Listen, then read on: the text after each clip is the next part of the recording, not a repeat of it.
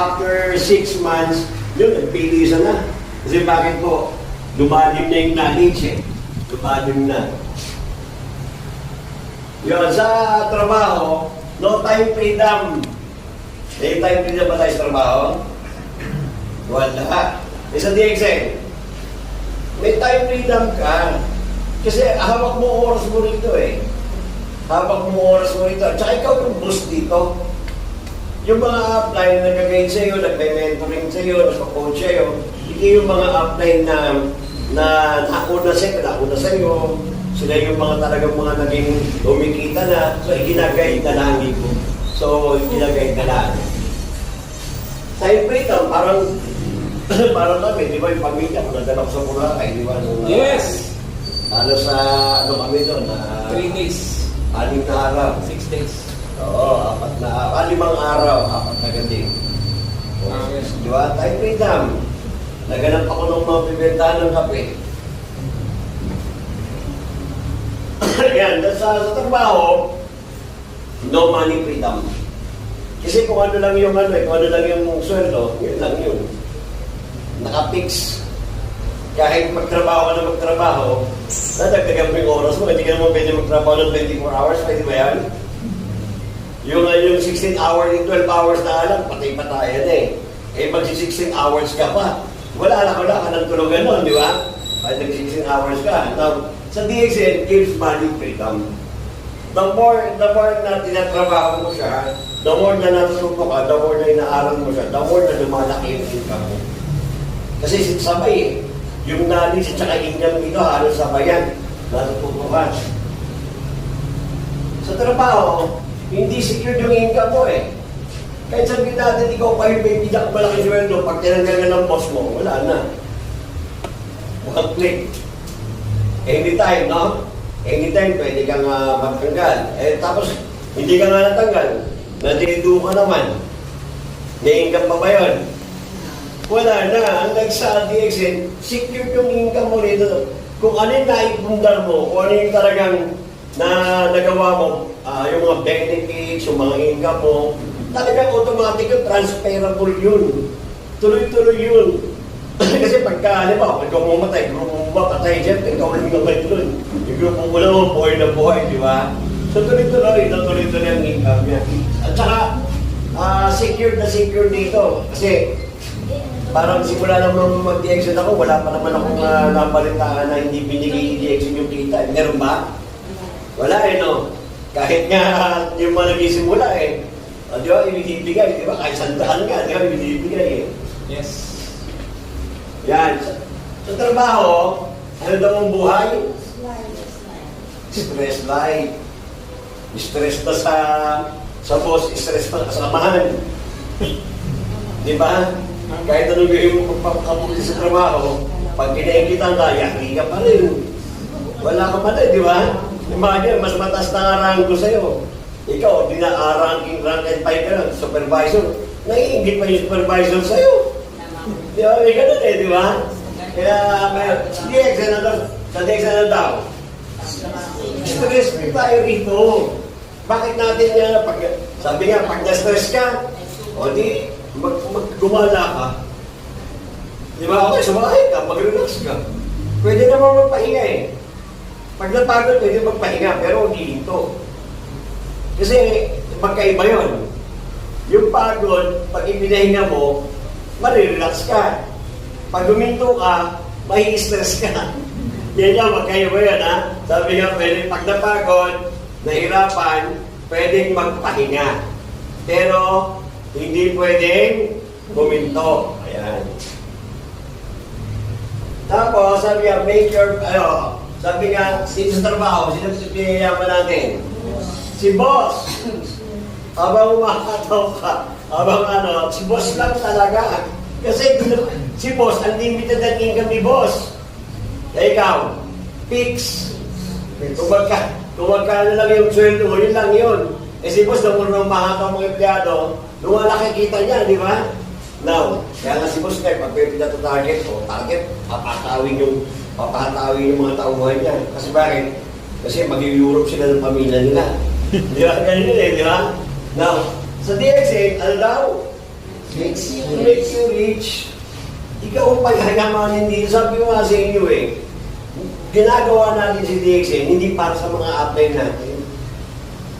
Negosyo mo kasi ito. Ginagawa mo to para sa pamilya mo at sa iyo. Lagi nyo po tatandaan yan.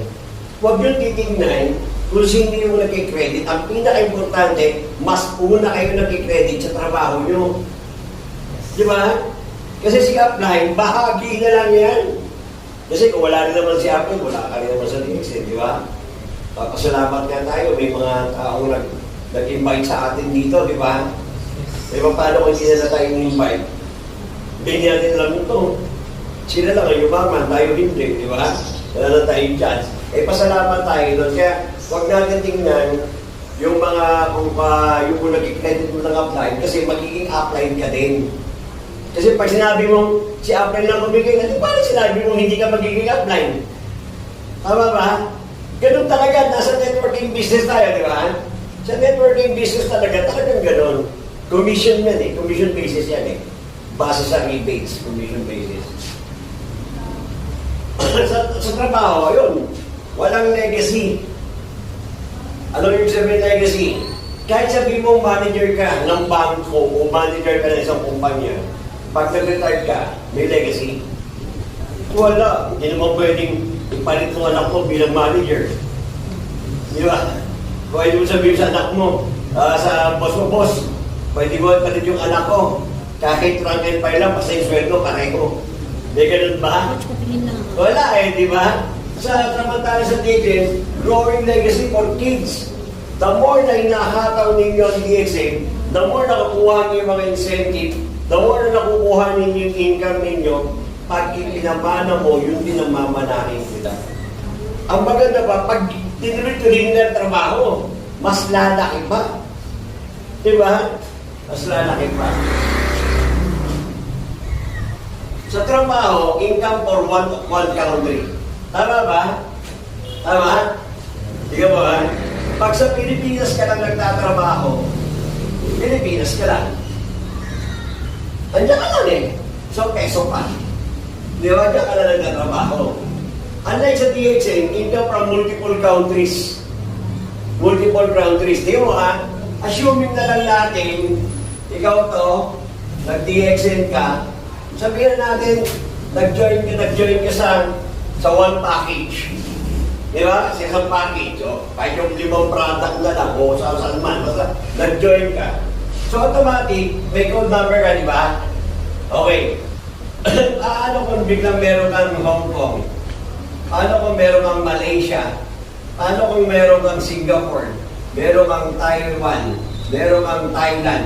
O pagdating naman sa meron kang Hungary? Meron kang Bolivia, meron kang, sabi na natin Mexico, meron kang Peru, di ba? Meron kang Amerika o US. Yung mga taong yan, kung meron kang kakilala, meron kang napatsoy, kahit sabi natin sa Saudi, sa Dubai, sa UAE, sa London, yung mga basta binabanggit nung yan, pag meron kang naging member na nandyan, kumikita sila dyan, ginagawa nila DXN, di ba? Ang good news, dahil ikaw yung sponsor, kumikita ka. Multiple countries. Di ba? Yun yung magkakaiba. Kaya mapapansin nyo, di ba? Talagang nag-online sila sa ibang bansa. Nagpapamember talaga sila ng mga kakilala nila, kinokontak nila.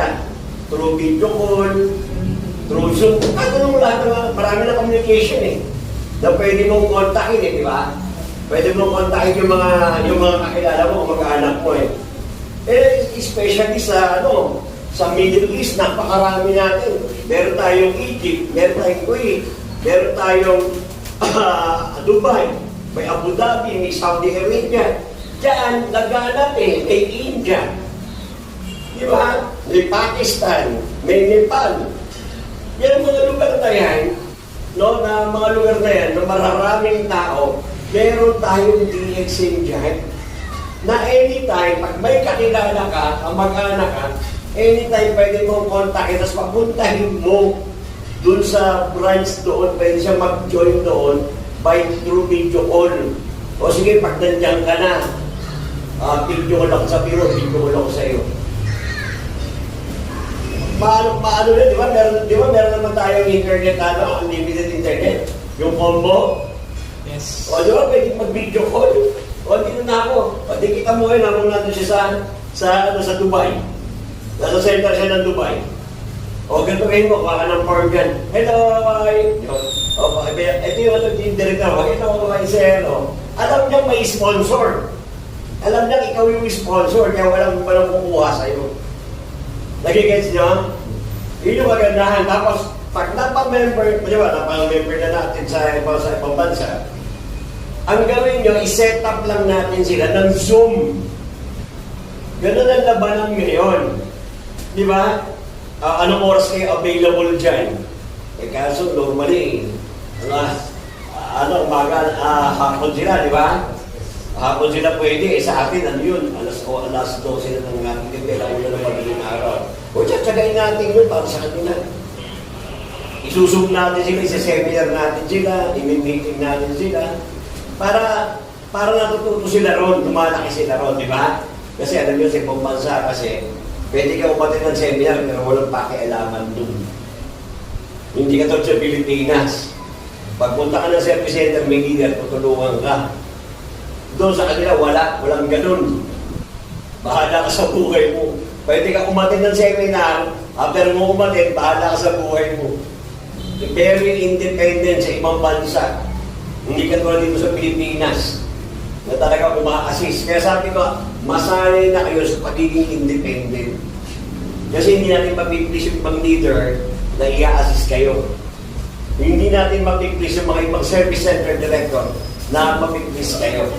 Eh napakaswerte ninyo kasi mismo service center director, apply nyo rito. At saka kahit hindi apply, napaka-service nila, di ba? Approachable sila. Pwede kayo mag-passes, di ba? Sa Batangas naman, si Coach Mare, no? Pwede kayong mag-assist pag meron kayong kailangan doon, di ba? May assist. Pero sa atin kasi may ganon. Yes. May ganon. Sa ibang masa, wala. Very independent sila. Kaya kapag umatin sila, talaga wala silang pakailaman. Umatin sila doon sila. After no, kanya-kanya na sila. Ganon sa ibang bansa. Ayan. Sa trabaho, ano daw? Pinapatay yung pangarap mo. Tanungin ko kayo. Nung bago ba kayo magtrabaho, may pangarap kayo?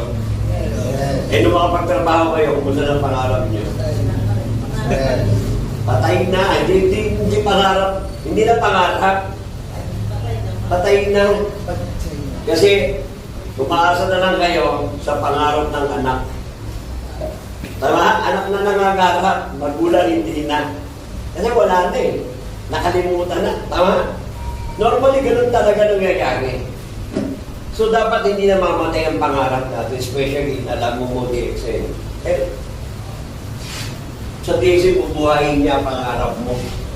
Dahil, nagkukwento siya, di ba, nung nasa Boracay kami, naku, daming singer doon. Nakita namin sa umaga. Nasa tabing, inaabangan nila yung sunrise. Oo, andun sila lahat. Parang mga butanting na paglong-gulong sa pangpang. Talagang lumata pa sila, nagbibilat talaga sila. Pero okay lang yan. Hindi sila talagang nakakatuwa. Nakakatuwa. Anong ibig sabihin? Ano nga, umiikot kayong mga isipan ko. Siguro kaya sila masaya. At least, dumating sila sa ganung edad, narating nila ang Boracay. Dahil isa sa mga pangarap. Pinapangarap niyo ba Boracay? Pangarap niyo ba? Oo naman. Napakaganda ng Boracay, lalo na ngayon. Napangha ako eh. Kasi di ba nag-travel kami ng Boracay DXN? Travel kami dyan eh. Through DXN. Pero hindi ko siya na-appreciate pa siya. Nung unang travel kami roon. Pero nung kasama ko, siguro dahil kasama ko pamilya ko, di ba? Kaya na-appreciate ko siya ng modo. Pero talagang pangha ako talaga sa ganda niya ngayon. Napakaganda. Kung napaganda ni Ligo, mas napaganda ni BBM. Walang politika, alam din ko lang. Walang politika, baka wala, baka hindi mo kumita. Hindi, totoo naman, di ba? Pinaganda ni Duterte, di ba? Pinaganda niya. Pero lalong gumanda na, alam niyo kung bakit? Ang daming establishment na kabalong talaga. Hindi kayo talaga hindi kayo mabuboring. Kan sa gastos. Yan. Kan gastos ko. Ako, gastos ko. Ay, naku, napakaliit lang. Hindi totoo. Nagulat nga ako sa panganay kong anak eh. Kasi yung panganay kong anak ang gumawa ng travel namin eh. Eh, accountant kasi yun. Hindi kasi marunong siya. Nag-DIY kami. Ang ibig DIY. Puro book ng ticket, book ng hotel. Siya lahat nag-book. Per person. Ano yung pagkano niya namin per person? Kulang-kulang 10,000 bawat isa. Ganun yan ang tipid. Tipid na po yun. 5 kami. Hindi wala pa 50 kami. Pamilya na yun. Pero kung titignan ninyo, napakaganda ng hotel na kinuha niya. Kasi unlimited breakfast eh. Mula alas 6 hanggang alas 10, walang tisig na sa'yo, kumain ka na kumain. Gusto mo, pati pinti mo, lagyan mo ng pagkain, walang tisig na sa'yo. Ito yun. Ito lakin siya. Unlimited breakfast siya.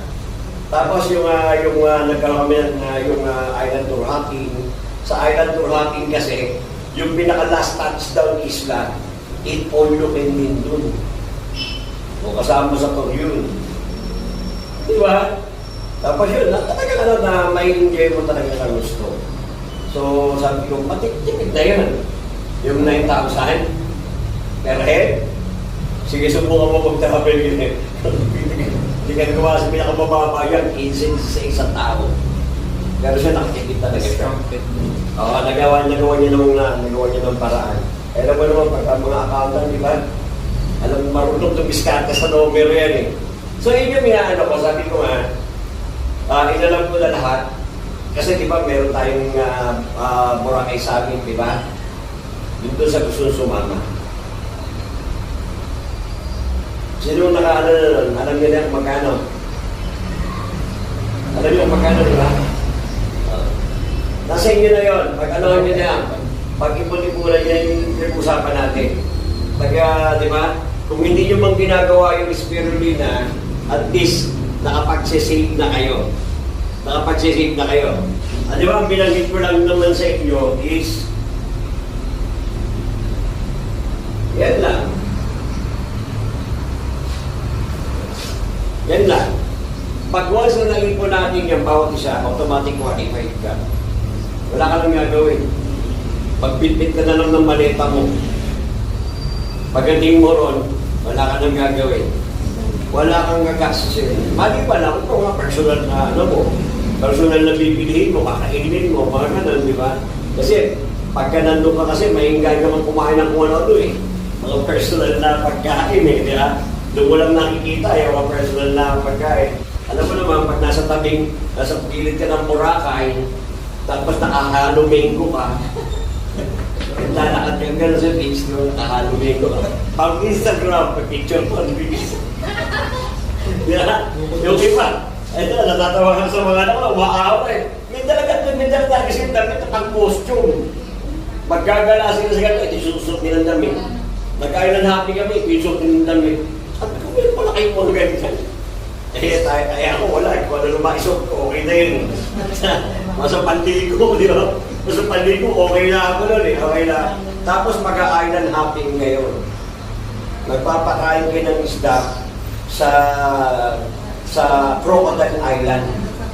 Ang ganda ng Crocodile Island, napakalinaw ng tubig. Medyo, siguro ang lalim niya, mga 3 takot. Doon kayo magpapakain. Yung bangka na private boat ang gagamitin natin para hindi tayo umuwi anytime. Kasi pag naka-joiners tayo, gusto mo lang umuwi, hindi ka maka-uwi kasi hinahintay pa yung iba, nag-iikot pa. Pero naka-private boat tayo, pag sinabi natin, huwag na natin daanan yan, doon na tayo. Gutom na, diretso tayo sa Itolokin. Di ba? Magagawa natin, kaya magpa-private boat tayo, and inalam ko lang kung magkano lahat. So, okay na yun. Kinuwenta ko na. Pasok to. Sa kwenta ko. Pasok yan. Yung 8,000, pasok yan. Pero kung ikaw mag-isa, sabi ko sa'yo, magano ka, mag-inquire sa Boracay, mag-isa ka. Malalaman mo kung magkano, magka-times to yan. Magka-times to yan. Kaya iba pa rin kasi pag-groupings. So, doon tayo mag-Boracay Summit. Masagot ko na yung mga t-shirt na susuotin nyo na nakalagay, Boracay Summit. So, may logo ng DXN yun. Di ba? Hindi na ilalagay natin.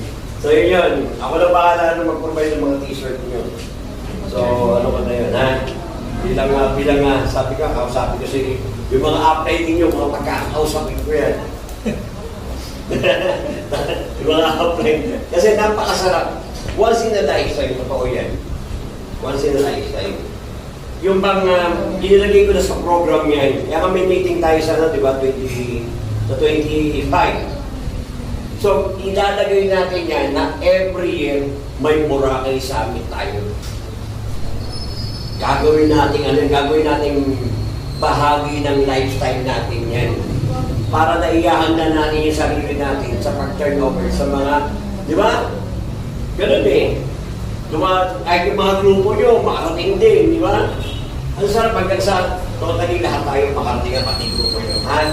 Sabi ko nga, hindi paramihan. Yung gusto sumama, sumama. Kahit ilan lang kami, tutuloy kami kasi talagang babalik ako ron.